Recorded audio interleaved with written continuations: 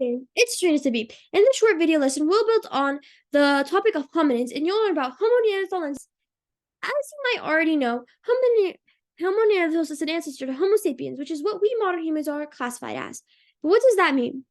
Homo Neanderthals lived between 32,000 and 300,000 years ago. They also were restricted in range to Europe and the Middle East. To put in perspective what this means, us Homo sapiens first appear in the fossil records between 200,000 and 160,000 years ago. And we have expanded beyond just Europe and Middle East, inhabiting places no other hominins have before. Let's look at other examples, such as the physical attributes of Homo neanderthals. They possess many archaic features. Archaic features mean that they possess characteristics of an earlier time than we Homo sapiens have. These features are depicted in this photo. On the right, we have Homo neanderthals, and on the left, we have our modern Homo sapiens. These features include, but are not limited to, their sloping forehead, low skull, no chin, and low brow ridges. Homo neanderthals also had an occipital bun, which is a protruding bump at the back of the skull's ending point.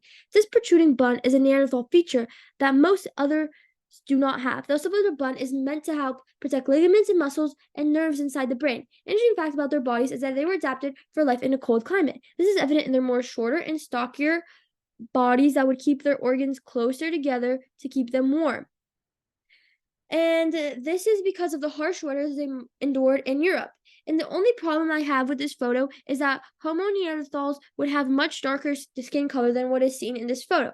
Another interesting fact about Homo neanderthals is that they have the largest brain size out of all the hominins, with the size of their brain being around 1800 cc, which stands for cubic centimeters, while our brains are around 1350 cc in size. Did you know the culture of Homo neanderthals is Mousterian culture? If not, no worries. Let me tell you about Mousterian culture. The first hominins to have this culture are Homo heidelbergensis, which we will save for another video. This culture includes having fire, constructing shelter, and clothing, which were made out of needles and awls. Tools associated with this culture are the levallois and the bone flute. The levallois tool was used in the middle and upper level Paleolithic stages. They were made of a prepared quartz and flint flakes. It was used for scraping, cutting, puncturing, big game hunting. Here is a picture of the levallois tool. It was also able to be used for spears. The bone flute, pictured here, was once again used during the Middle and Upper Paleolithic stages. It was made out of bone, more specifically, femur bone of bear cubs. It was made by drilling holes into it, and no, not the power drills we see today. This tool was used for communication and entertainment.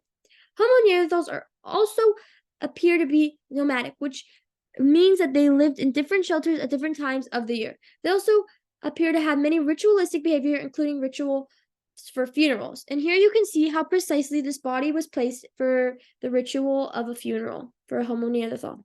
But it's not just their history, physical attributes, and culture that makes Homo neanderthals so important. It's also how they relate to the evolution of us Homo sapiens and how they are important to paleoanthropologists. To begin, their fossil findings are so important since it becomes clear that they are the closest ancient human relative. It's also interesting that Neanderthal fossils have never been found in Africa, since all other hominins before them have been found in Africa, since they were only found in Europe and the Middle East, illustrating how important Neanderthals are for modern humans expanding around the world. Since Neanderthals had bigger brains than any other hominin, they were able to create more sophisticated tools and use fire.